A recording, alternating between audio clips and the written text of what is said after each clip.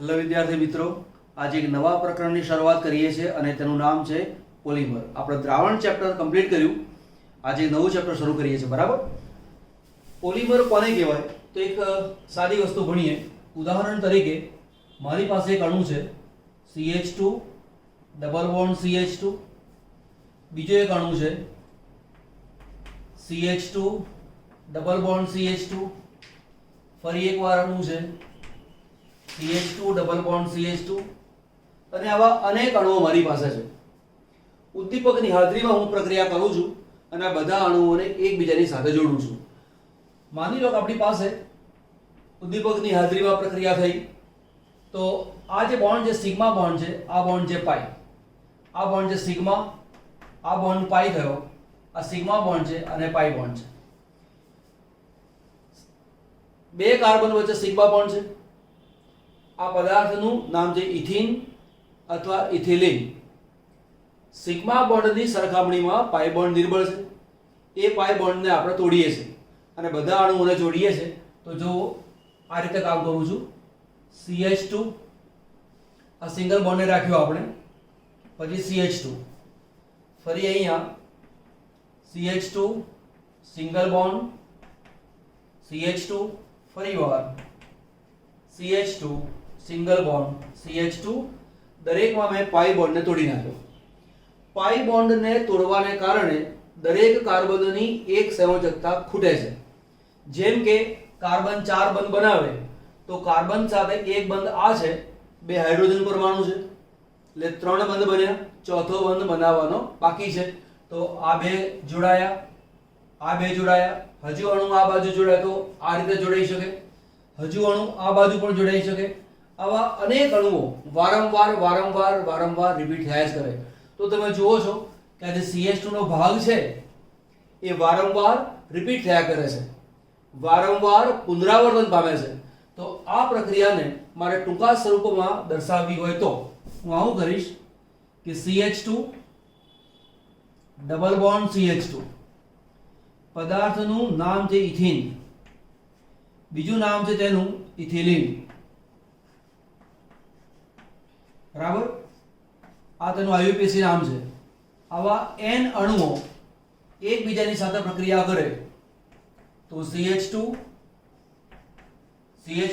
એક છેડો આ બાજુ, બીજો છેડો આ બાજુ, બ્રેકેટ ઓવર અને અહીંયા મૂકી દઉં છું n.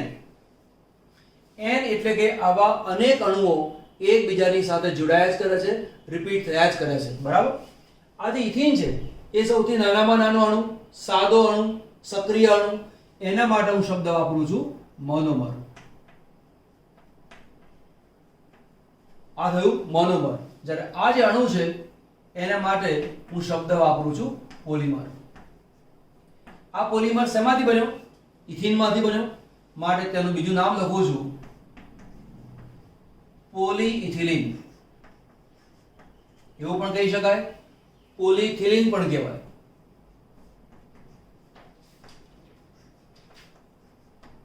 આવું કહી શકાય. તો આ છે મારી પાસે પોલિમર, આ છે મારી પાસે મોનોમર. n 100 હોઈ શકે, 200 હોઈ શકે, 500 પણ હોઈ શકે. માની લો કે અહીંયા n બરાબર 2 જ છે તો જે અણુ મળે એ અણુને કહેવાય ડાયમર. જો અહીંયા n બરાબર 2 હોય તો જે અણુ મળે એ નિપજને કહેવાય છે ડાયમર. જો n બરાબર 3 હોય તો તેવા અણુ માટે શબ્દ વાપરીશું આપણે ટ્રાઇમર. જો n બરાબર 4 હોય તો તેને કહેવાય છે ટેટ્રામર. અને જો n બરાબર અનેક, બહુ જ હોય તો તેના માટે શબ્દ વાપરીએ છીએ આપણે પોલિમર. તો અહીંયા એક શબ્દ ભણ્યા આપણે મોનોમર. તો મોનોમર કહેવાય કોને? તો શબ્દ છે મોનોમર.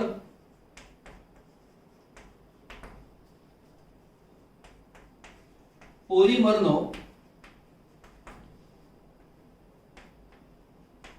નાનામાં નાનો સાદો સક્રિય અણુ કે જેનું અનેક વાર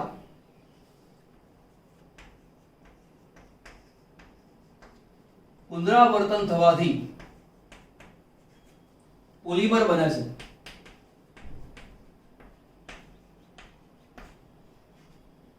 તેને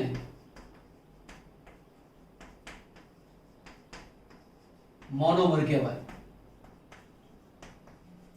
તો પોલિમર કોને કહેવાય? તો પોલિમરની અંદર મોનોમરનું પુનરાવર્તન થાય.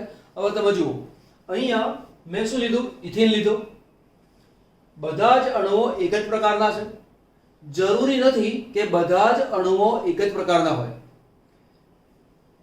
બંને અણુઓ જુદા જુદા પ્રકારના હોય તેવું બની શકે. એઝ ફોર એક્ઝામ્પલ, મારી પાસે એક અણુ આવો છે કે CH2 double bond CH, CH double bond CH2, અને બીજો અણુ લઉં છું CH ડબલ બોન્ડ CH2. આ જે પદાર્થ છે એનું નામ છે સ્ટાયરીન, અને આ જે પદાર્થ છે 1 2 3 4 એટલે 1 3 બ્યુટાડાઇન. એના પણ n અણુ લઈએ, આના પણ n અણુ લઈએ, અને એવા અનેક અણુઓ એકબીજાની સાથે જોડાઈ અને વિશાળ મોટો અણુ બને, તો તેમાંથી બી પોલિમર બને. તો અહીં ધ્યાન આપી લો કે અહીંયા એક જ પ્રકારના મોનોમર હતા, જ્યારે અહીંયા જુદા જુદા પ્રકારના મોનોમર છે. તો વ્યાખ્યા આ રીતે કહી શકાય કે એક જ પ્રકારના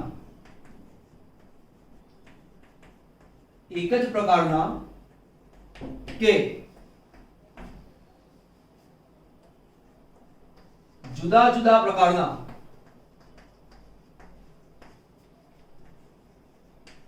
અનેક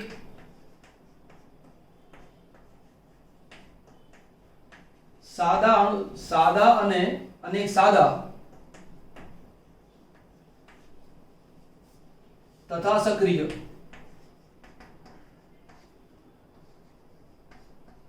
અણુઓ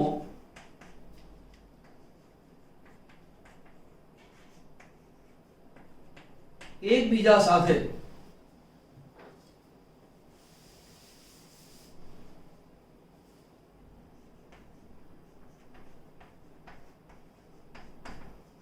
સહસંયોજક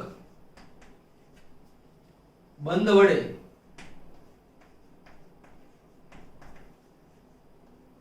સંયોજાઈને જે વિશાળ, એના માટે શબ્દ વપરાય છે બૃહદ, અણુ બનાવે તે અણુને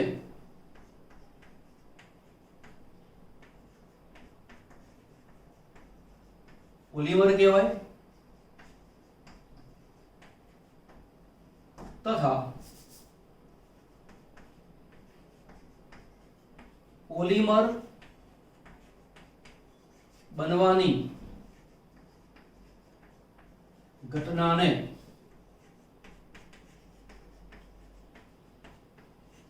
પોલિમરાઇઝેશન એટલે કે બહુલીકરણ કહેવાય. તો જેને આપણે પોલિમર કહીએ છીએ એના માટે બીજો એક શબ્દ વપરાય છે, અને શબ્દનું નામ છે બહુલક. બરાબર? આટલો ભાગ નોંધ કરી લો, પછી આપણે નવું ભણીએ. જે પોલિમર બને એ પોલિમરના આણ્વીય દળ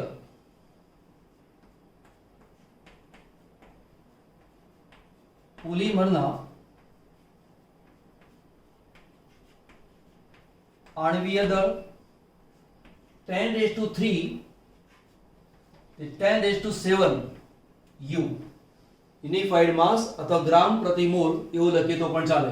આટલા ઊંચા તેના આણવીય દળ આવેલા હોય છે. અહીંયા આપણે CH2 N આવું લખ્યું છે. યાદ રાખો, જ્યારે પોલિમર બતાવવાનો હોય, આવો N દર્શાવવાનો હોય, તો એક છેડો આ બ્રેકેટની બહાર અને એક છેડો આ બ્રેકેટની બહાર એવું તમારે દર્શાવવાનું આવે.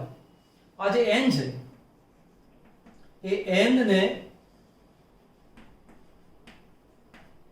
આવર્તનીય એકમ કહેવાય. બરાબર. આવર્તનીય એકમ એટલે શું? તો કે પોલિમરમાં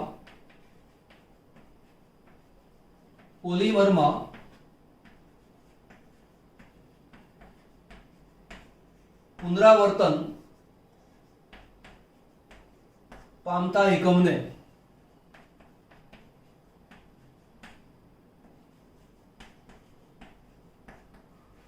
આવર્તનીય એકમ કહેવાય. અને તેની સંખ્યા n ને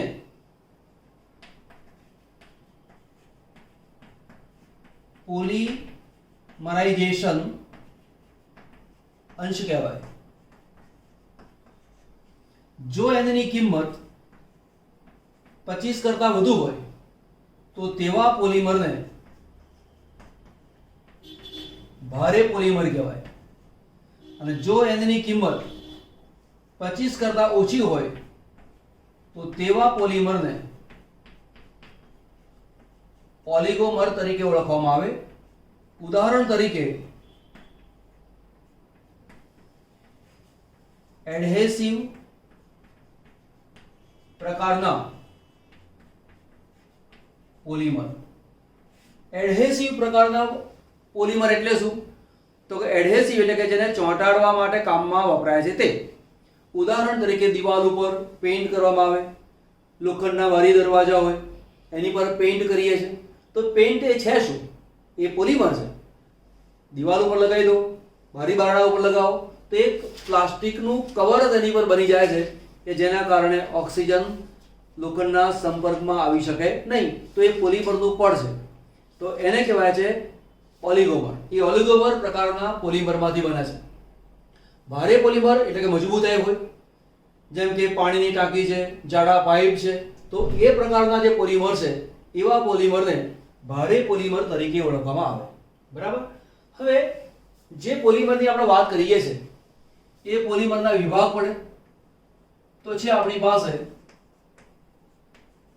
પોલિમરનું વર્ગીકરણ. તો પોલિમર જુદા જુદા પ્રકારના છે. તો સૌથી પહેલું વર્ગીકરણ છે અને એ છે સ્ત્રોતને આધારે.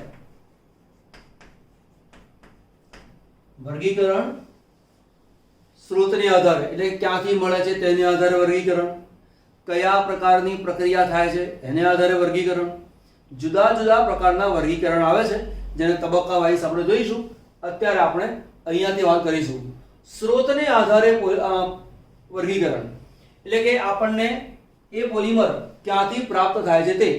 તો સૌથી પહેલા છે કુદરતી પોલિમર.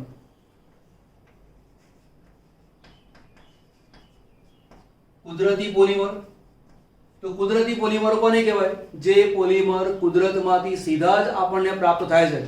એને બનાવવા માટે આપણે કોઈ પણ જાતનો પુરુષાર્થ કરવો પડતો નથી એવા બધા જ પોલિમરને કુદરતી પોલિમર કહેવાય. ઉદાહરણ તરીકે સ્ટાર્ચ, સેલ્યુલોઝ, બરાબર. ત્યાર પછી છે રેઝિન.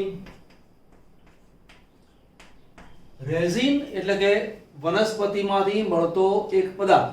જેમ કે રબરનું ઝાડ હોય એની પર એક છેદ કરવામાં આવે તો રબરના ઝાડમાંથી એક રસ બહાર આવે છે અને જે રસ છે એ છે રેઝિન. બરાબર. એ કુદરતી સ્વરૂપમાં મળે છે જેમાંથી આપણે રબર બનાવીએ છીએ. તો લખું છું કુદરતી રબર.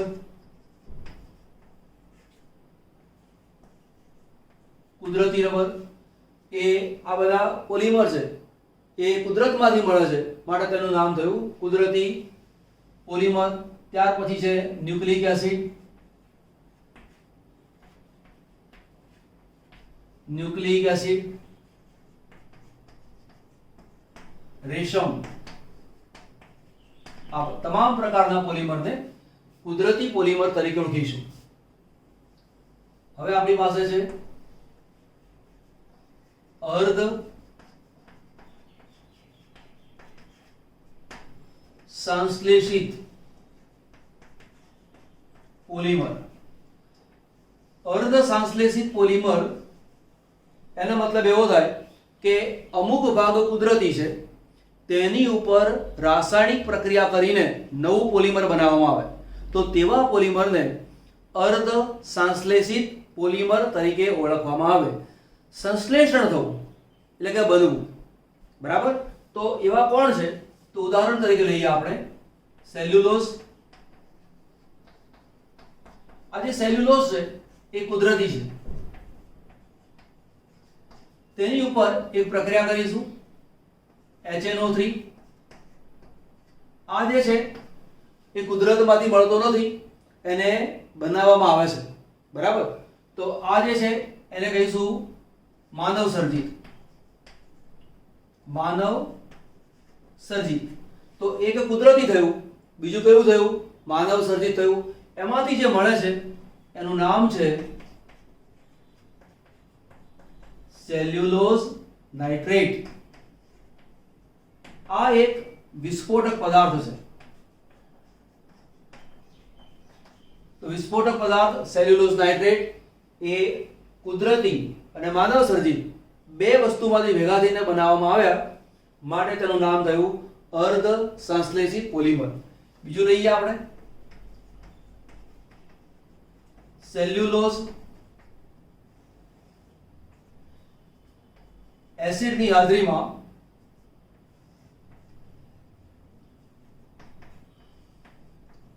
એસિટાઇલેશન પ્રક્રિયા કરવામાં આવે છે. એસિટાઇલેશન પ્રક્રિયા કરવા માટેનો જે પ્રક્રિયક છે એનું નામ છે એસિટિક એનહાઇડ્રાઇડ. તો એસિટિક એનહાઇડ્રાઇડ નામના પદાર્થની હાજરીમાં પ્રક્રિયા કરીશું. અત્યારે તેના સૂત્રોને યાદ રાખવાની જરૂર છે નહીં, આવશે આપણા ચેપ્ટરમાં ભણવામાં ત્યારે તમને શીખવાડીશ. પણ અત્યારે આપણું ટાર્ગેટ કોણ છે? પ્રક્રિયા કેવી રીતે થાય છે તે બતાવવાનું છે, એટલા માટે. તો જે નિપજ મળે છે એનું નામ છે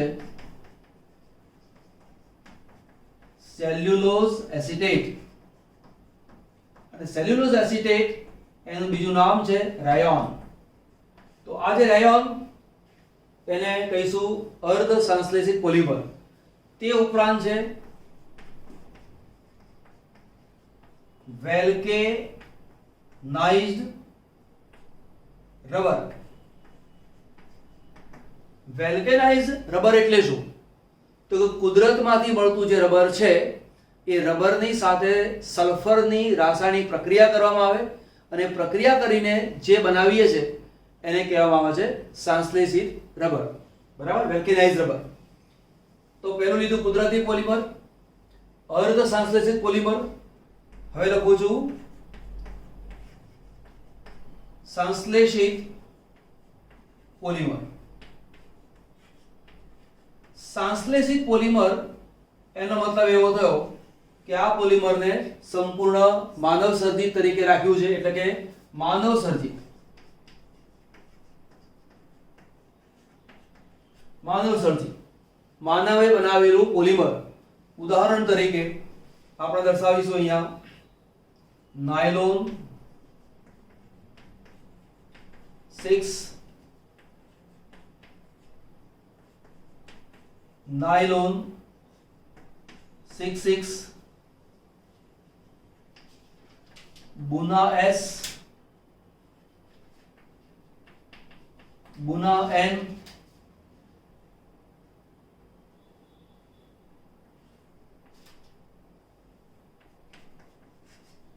પોલિસ્ટાયરીન. આવા તો અનેક બની શકે. PVC, polyvinyl chloride, PTFE, polytetrafluoroethylene. તો આ પ્રકારના અનેક બની શકે. આ ચેપ્ટરમાં ઘણા બધા પોલિમર આપણે ભણવાના આવવાના છે. એ પોલિમરનું નામ અહીંયા લખી નાખો તો પણ ચાલે, માત્ર આટલું જ યાદ રાખવાનું એવું નહીં. આ વર્ગીકરણ એ પરીક્ષાની દ્રષ્ટિએ પણ એક અગત્યનો પ્રશ્ન છે. અનેક વાર પ્રશ્ન તરીકે પૂછાયેલો છે કે સ્ત્રોતને આધારે પોલિમરનું વર્ગીકરણ કરો. બરાબર, નોંધ કરી લો. ચલો આગળ.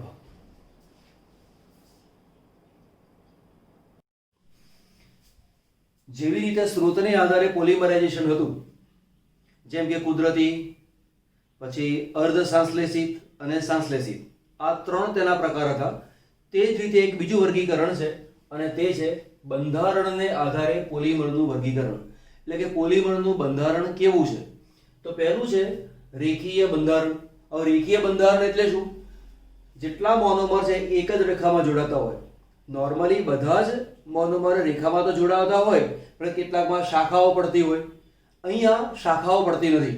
એટલે પહેલો પોઈન્ટ છે કે મોનોમર લાંબી શૃંખલાઓ બનાવે. જેમ કે આ પ્રમાણે એક શૃંખલા છે, પછી આ બીજી શૃંખલા છે. આવી શૃંખલાઓ એકબીજાની નજીકમાં આવેલી હોય અને તેની અંદર શાખાઓ હોતી નથી, એટલે કે તેમાં શાખાઓ ના હોય. પછી છે તેમાં પેકિંગ વધુ છે. પેકિંગ વધુ એટલે શું? ખૂબ નજીકની ગોઠવણી, એને કહેવાય છે પેકિંગ. બરાબર. દાખલા તરીકે હું એવું કહું કે આ એક રેખા છે, બરાબર, પોલિમર આ લાઈનમાં ગયું અને વચ્ચે એક શાખા પડી. હવે થોડીક વાર માટે એવું વિચારો કે શાખા નથી અને બે લાંબી શૃંખલા છે, એક શૃંખલા અને બીજી શૃંખલા, તો આ એકબીજાની વધુ નજીક આવી શક્યા. બરાબર. તો પેકિંગ વધારે છે તેવું કહેવાય. પણ માની લો કે આ રીતે એક શાખા પડી. હવે આ બે પોલિમરને નજીકમાં આવવું હોય તો આ વચ્ચેની જે શાખા છે નડે. પરિણામે આ અને આ બેને જેટલું નજીક આવવું હોય એટલું નજીક આવી શકતા નથી. તો આપણે એમ કહીશું કે તેમાં પેકિંગ ઓછું છે. પણ જ્યારે આ રીતે હશે તો તેમાં પેકિંગ વધારે છે. ક્લિયર? ઓકે. પેકિંગ વધુ હોય અને તેના કારણે તેની ઘનતા પણ વધારે હોય. કુદરતી રેસાઓ, વાળ, ઊન, રેશમ, લિનન. લિનન એટલે કે સુતરાઉ કાપડના જેવું જ એક ભાગ છે. બરાબર. પછી સંશ્લેષિત એટલે કે માનવે બનાવેલા કે જે રેશામય છે. Nylon, ટેરિલિન, polyester, ઓર્લોન. ઓર્લોન આપણા પરિચયમાં છે, જેમ કે બજારમાં મળતા ઊનના સ્વેટર એમ કહીએ છીએ, પણ એ ઊનનું સ્વેટર હોતું નથી. ઊનના હોય, પરંતુ માર્કેટમાં જે સસ્તા ભાવમાં સ્વેટર મળતા હોય છે એ ઓર્લોન નામના ફાઈબરમાંથી બનેલા છે. બરાબર. આ ભણવાનું આવશે જ આપણે. બીજું છે શાખીય પોલિમર. હવે શાખીય પોલિમરમાં શું હોય? આ પ્રમાણે મોનોમરની એક શૃંખલા બની, બીજી મોનોમરની શૃંખલા આ રીતે બને, ફરી મોનોમરની શૃંખલા બને, પણ વચ્ચે આવી શાખાઓ પડે, આવી શાખાઓ બનતી હોય. હવે તમે જુઓ, આ જે પોલિમર છે એ જેટલા એકબીજાની નજીકમાં આવી શકે છે એટલા અહીંયા નજીકમાં આવી શકતા નથી. પરિણામે અહીંયા જેટલું પેકિંગ છે, નજીક આવવાની શક્યતાઓ છે, એટલી નજીક આવવાની શક્યતાઓ અહીંયા નથી અને પરિણામે તેની ઘનતાની અંદર થોડો ઘટાડો થાય. તો પોલિમરની શૃંખલાઓ વચ્ચે શાખાઓ હોય, તેમાં પેકિંગ કેવું હોય? ઓછું હોય. તેથી ઘનતા ઓછી હોય. થર્મોપ્લાસ્ટિક પ્રકારના છે. હવે થર્મોપ્લાસ્ટિક પ્રકારના સમજાઈશું કે થર્મોપ્લાસ્ટિક એટલે કે ગરમ કરતા નરમ બની જાય. જેમ કે પ્લાસ્ટિકની કોથળીઓ છે એ થર્મોપ્લાસ્ટિક પ્રકારના પોલિમર છે. એને ગરમ કરો તો નરમ બને. બરાબર. અને એનું રિસાયકલિંગ થઈ શકે, નવેસરથી પોલિમર તમે એમાંથી બનાવી શકો છો. ઉદાહરણ તરીકે પીવીસી, ટેફલોન, પોલિસ્ટાયરીન વગેરે. યાદ રાખજો ઉદાહરણ તરીકેના. ત્યાર પછી છે મિશ્ર બંધિત પોલિમર. મિશ્ર બંધિત પોલિમરમાં શું હોય? દાખલા તરીકે આ જે મોનોમર આવેલા હોય કે જેમાંથી આ પોલિમર બને છે એ દ્વિસંયોજક કે ત્રિસંયોજક હોય. હવે દાખલા તરીકે એક સંયોજકતા આ બાજુ આવી, એક સંયોજકતા આ બાજુ આવી, આ બે બાજુ બંધ બની ગયો. બરાબર. હવે આ જે છેડો છે એ માનો કે દ્વિસંયોજક હોય તો એક બંધ આ બાજુ બનાવો તો બીજો બંધ અહીંયા પણ બનાવો. ત્રિસંયોજક હોય તો એક ફરી પાછો બંધ આ બાજુ પણ બનાવો. તો એ રીતે એક કરતા વધુ શાખાઓ એમાં આવતી હોય અને પરિણામે ક્રોસ લિંકિંગ થાય. એકબીજાની સાથે જોડાણ વધતું જાય અને એકબીજાની સાથે જોડાણ વધતું જાય એ પ્રકારની જે રચના છે એ રચનાને કહેવાય છે મિશ્ર બંધિત પોલિમર. દ્વિસંયોજક કે ત્રિસંયોજક મોનોમરની લાંબી શૃંખલાઓ હોય. બરાબર. એટલે આ જે મોનોમર છે એ દ્વિસંયોજક હોય કાં તો ત્રિસંયોજક હોય, એવા મોનોમરમાંથી બનેલો પોલિમર, એની લાંબી શૃંખલાઓ હોય, એમાં પાછી શાખાઓ પડતી હોય અને જાળીદાર રચના બનાવે, ત્રિપરિમાણીય રચના બનાવે છે અને તેના કારણે તેની મજબૂતાઈ વધી જાય છે. પોલિમરની શૃંખલાઓ સહસંયોજક બંધથી સંયોજાઈ જાળીદાર રચના બનાવે છે. હવે જો અહીંયા લખ્યું છે સહસંયોજક બંધ.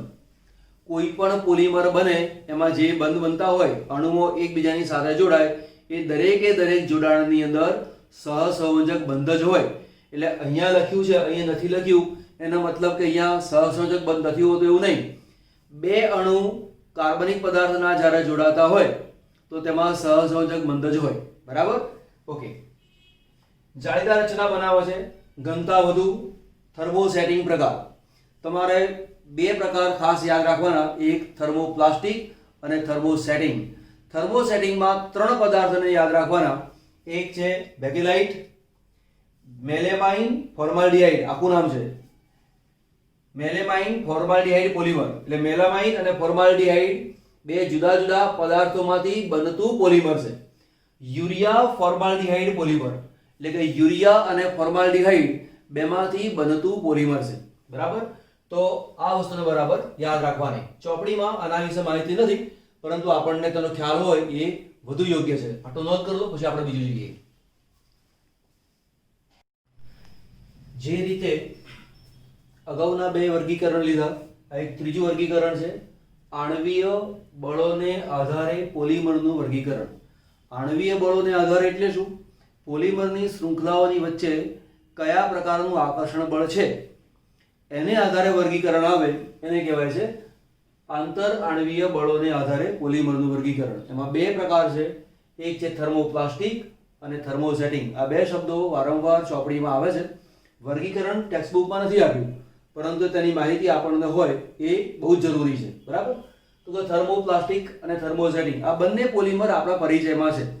તમને કદાચ ખબર હશે કે દૂધની કોથળી હોય, પછી જૂના પ્લાસ્ટિકની ડોલ હોય, જૂના પ્લાસ્ટિકના ચંપલ હોય, એને ખરીદવા માટે ઘણા લોકો આવતા હોય છે. તો એ ખરીદીને કરે શું? તો કે રિસાયકલિંગમાં જાય. એ જે પ્લાસ્ટિક છે એને પીગાળી નાખવામાં આવે, ફરી પાછા પ્લાસ્ટિકના દાણા બનાવવામાં આવે, ફરી પાછી પ્લાસ્ટિકની નવી વસ્તુ બનાવવામાં આવે. જો કે ઓરિજિનલ જે પ્લાસ્ટિક આવેલું હોય મૂળ સ્વરૂપમાં એના જેટલી મજબૂતાઈ તેમાં હોતી નથી. રિસાયકલિંગ વાળું પોલિમર હોય એ થોડું સસ્તું આવે. બરાબર? પણ રિસાયકલિંગ થઈ શકે. તો કે જે પોલિમરનું રિસાયકલિંગ થઈ શકતું હોય એવા જે પોલિમર છે એને કહેવાય છે થર્મોપ્લાસ્ટિક, અને જેનું રિસાયકલિંગ થઈ શકતું ના હોય એને કહેવાય છે થર્મોસેટિંગ. જેમ કે કોઈ લગ્ન પ્રસંગમાં ગયા હો, ત્યાં જે ડીશ આવે છે, મેલામાઇનની ડીશ આવે છે, એ ડીશ નકામી થઈ જાય એટલે ફેંકી દેવાની. મજબૂત હોય પરંતુ એ ફરીવાર ઉપયોગમાં આવી શકતી નથી. તો ઘણા બધા પોલિમર એવા છે કે જેનું રિસાયકલિંગ થઈ શકતું નથી, ફરીથી તેને ઉપયોગમાં લઈ શકાતા નથી, અને એવા જે પોલિમર છે એવા પોલિમરને કહેવાય છે થર્મોસેટિંગ પોલિમર. બરાબર? હવે જુઓ, થર્મોપ્લાસ્ટિક પોલિમર કેવા હોય? ગરમ કરતા નરમ બને, ઠંડુ કરતા ફરી પાછું સખત બની જાય. એ પ્રકારનું જે પોલિમર છે એને થર્મોપ્લાસ્ટિક પોલિમર કહેવાય. રેખીય અથવા શાખીય પોલિમર છે. આંતર આણ્વીય બળો રેસાઓ અને સ્થિતિસ્થાપકની વચ્ચે હોય છે. આવા રેસાઓ અને સ્થિતિસ્થાપકની વચ્ચે, તો રેસા કોને કહેવાય અને સ્થિતિસ્થાપક પદાર્થ કોને કહેવાય એ સમજાવી દઉં. રેસાઓ એટલે શું? નાયલોન, એ રેસાની અંદર આવે. સ્થિતિસ્થાપક પદાર્થ એટલે કે રબર, તો કે રબરના અણુઓ વચ્ચે અથવા રબરની જે શૃંખલાઓ છે તેમની વચ્ચે જે આકર્ષણ હોય તે, અને નાયલોન એના અણુ વચ્ચે જે આકર્ષણ હોય તે, આ બંનેની મધ્યમાં કહી શકાય એ પ્રકારનું આકર્ષણ બળ આ પદાર્થની અંદર જોવા મળે. ઉદાહરણમાં પોલિથિલિન, પોલિએસ્ટર, પીવીસી. બરાબર? તમારે એટલું યાદ રાખવાનું, અગાઉ પણ કહ્યું હતું, Bakelite, melamine formaldehyde polymer, urea formaldehyde polymer, આ સિવાયના જેટલા પોલિમર આપણા ટેક્સ્ટબુકમાં ભણવામાં આવે છે એ બધા જ પોલિમર થર્મોપ્લાસ્ટિક પ્રકારના છે. એ સિવાયના છે થર્મોસેટિંગ પ્રકારના. થર્મોસેટિંગમાં શું હોય? ગરમ કરતા નરમ ના બને. જેમ કે મેલામાઇનની ડીશ હોય, એને તમે ગરમ કરીને પીગાળો તો ના પીગળે. ટ્રાય કરી જોજો કોઈક વાર. એટલે કે નવી હોય તો નહીં કરવાનું, પણ જૂની ખરાબ થઈ ગયેલી મેલામાઇનની ડીશ તમારી પાસે પડેલી હોય તો ટ્રાય કરવાનું. એવું કહેવાય ને કે વિજ્ઞાન વાળો છોકરો કોને કહેવાય? જે પ્રયોગ કરવાની વૃત્તિ ધરાવતો હોય. નુકસાન થાય તો બહુ મોટું નુકસાન ના થઈ જાય એનું ધ્યાન રાખે, પરંતુ પ્રયોગ તો કરવો જોઈએ. તો ક્યાંક તમને એવી વસ્તુ મળે એને ગરમ તો કરી જુઓ, શું થાય છે જુઓ તો ખરા, એટલે આપણને ખબર પડે. જેમ કે પ્લાસ્ટિકનું જૂનું તૂટી ગયેલું ડબલું છે અને એને એક બાજુ પીગાળો, અને આવી મેલામાઇનની ડીશનો ટુકડો પીગાળો તો એક પીગળી જશે, ઠંડુ પડતા પાછું સખત બનશે. પહેલાં એવું નહીં થાય. બરાબર. તો કે પોલિમરની શૃંખલાઓ વચ્ચે શું થાય? જેમ ગરમ કરો તેમ તેમ ક્રોસ લિંકિંગ વધતું જાય, શૃંખલાઓની વચ્ચે આકર્ષણ બળ વધતું જાય, વધુ સખત બની જાય, એટલે કે નરમ બનવાનો ત્યાં કોઈ ચાન્સ રહેતો નથી, રીસાયકલિંગ થઈ શકતું નથી. તો એવા પોલિમરને કહેવાય છે થર્મોસેટિંગ, અને પહેલા જે બતાવ્યા એને શું કહેવાય છે? Thermoplastic polymer. ઓકે, ચલો કીધું.